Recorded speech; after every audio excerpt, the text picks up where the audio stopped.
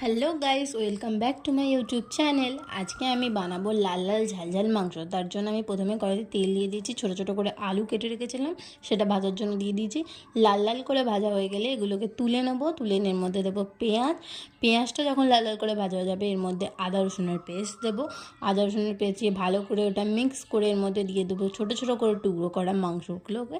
এটাকে লাল লাল করে ভালো মতন করে ভাজবো। ভাজা হয়ে গেলে এর মধ্যে দেবো টমেটো কুচিটা দেওয়ার পর কিছুক্ষণ নাড়বো।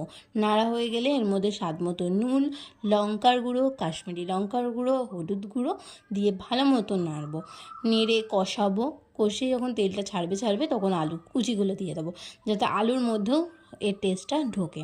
তারপর দেবো কিছুটা জল, আবার কিছুটা পেঁয়াজ, কারণ এর টেস্টটা খুব ভালো, একবার ট্রাই করে দেখো।